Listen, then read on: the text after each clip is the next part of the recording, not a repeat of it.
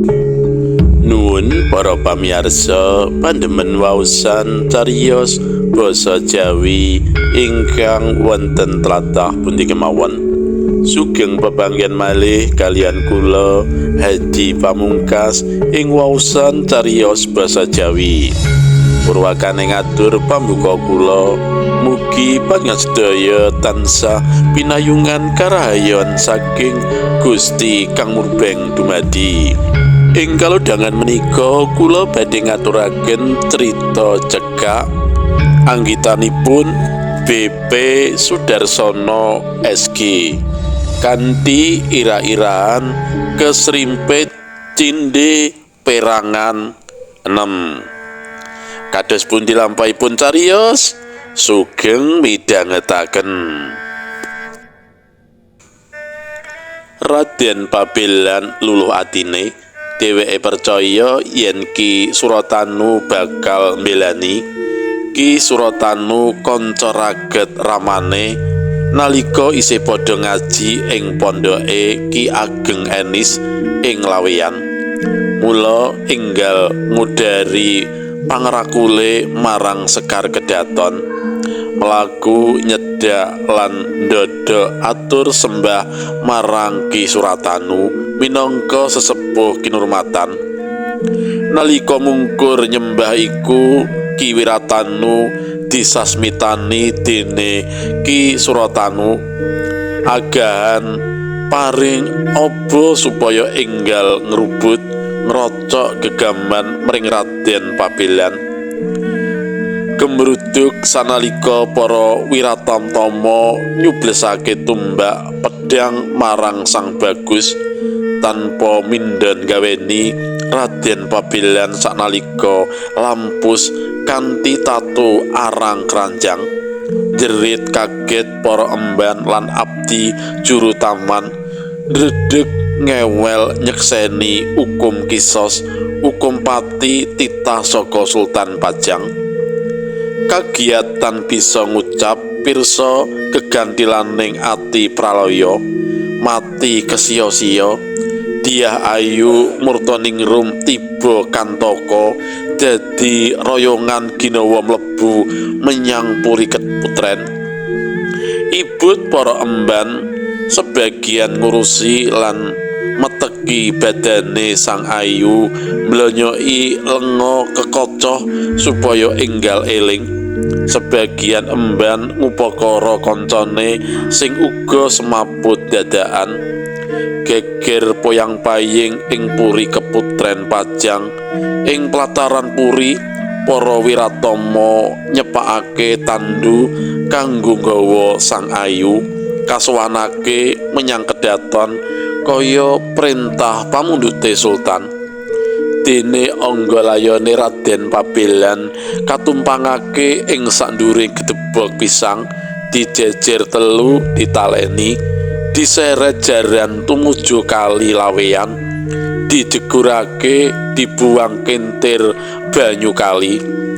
Badang layone si Pabelan kuwi diawasi aja nganti nyangsang. Sabanjure Kusuma Dewi ditandu kairit menyang bangsal Sri Manganti.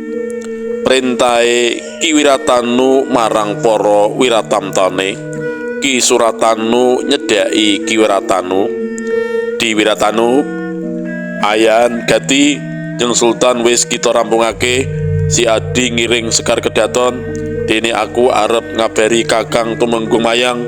Aturna sembah sujudku katur jeung Sultan, kita pisah sesawangan. Tanpa nunggu jawaban, Ki Suratanu enggal nyengklak jarane digelak rikatan tumuju Katumenggungan Mayang. Ing nala kaya bisa melu ngrasakake sedih atine keluarga Katumenggungan. Kelangan putra merga Kapidana Nata mati sia-sia. Tekan regol dalem Katumenggungan utusan marang juru jaga kemit yen Surakarti Suratanu bakal sowan. Sawise ketemu Bage Binage minangka sedulur lawas, Ki Suratanu ora nyinggol bab Raden Pabean. Sawise diangkah lan dianggep mapan kapan wektune lagi Ki Suratanu crita blaka wiwit ing pasewakan tumekane kahanan ing Puri Keputren Pajang. Tumenggung Mayang legeg ing ati nanging ora kaget mireng kabar pidana pati kuwi, awit dheweke wis bisa mbadhe purnaning laku putra kinasihe Raden Pabelan. Sithik akeh dheweke wis menehi dalan supaya putrane milih manis lan paite wani gonjak Sekar Kedaton. Semono uga wanti marang Nyi Tumenggung supaya ikhlas ing ati sawanci bakal nampa warta dukita.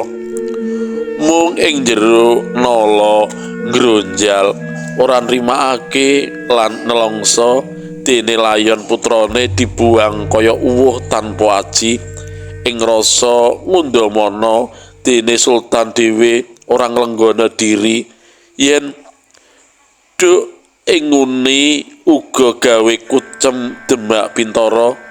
Lelakon Mas Karebet saemper karo Pabelan, mung bedane yen Pabelan putrane Dimunasika mati tanpa aji, dene Mas Karebet kasinungan wahyu kraton bisa dadi lan madeg Sultan ing Pajang.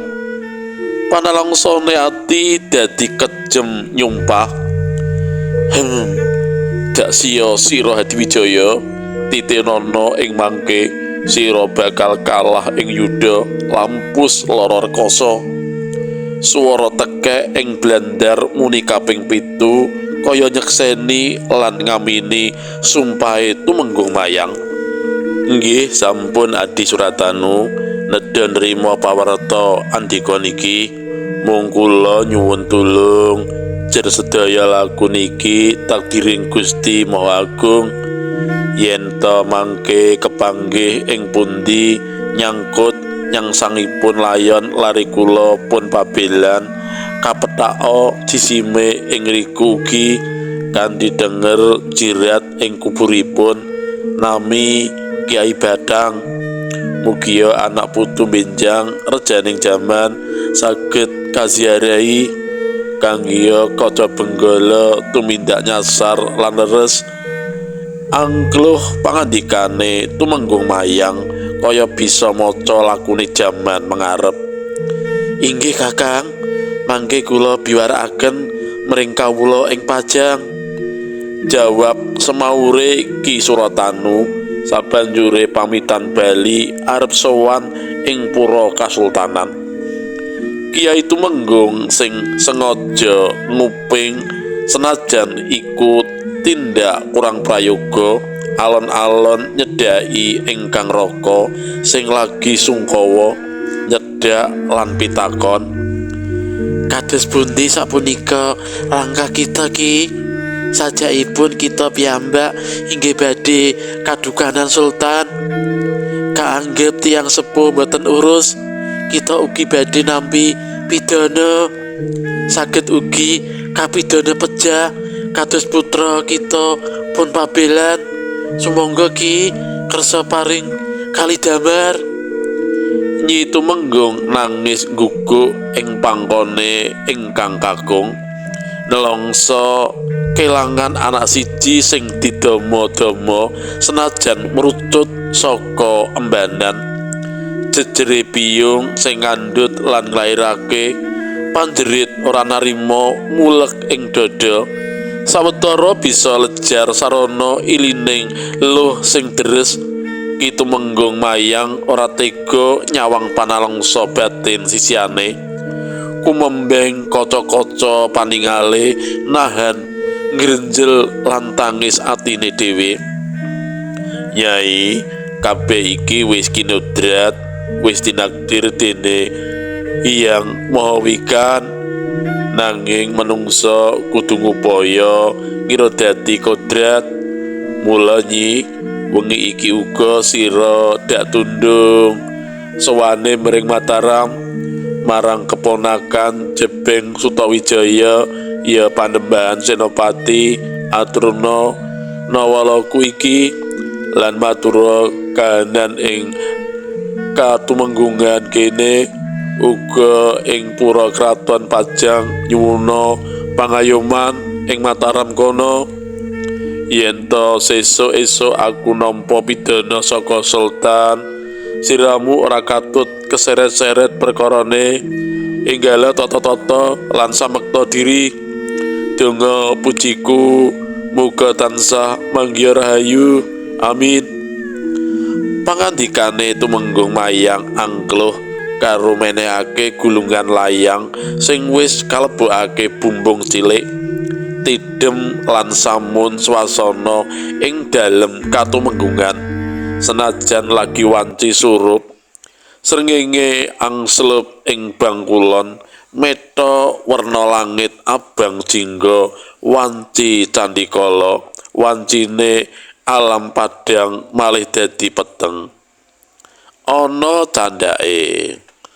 Mekaten para pamirsa, pandemen mliginipun cerita rakyat kala wau sampun kula babar cerita rakyat anggitanipun BP Sudarsono SG kanthi ira-iraan kesrimpit cendi bagian 6. Muga kemawon cariyos kala wau saged dados panglipur manah panjenengan sami saged dipun tenggo cariyos lajengipun. Matur nuwun, rahayu ing pinanggih.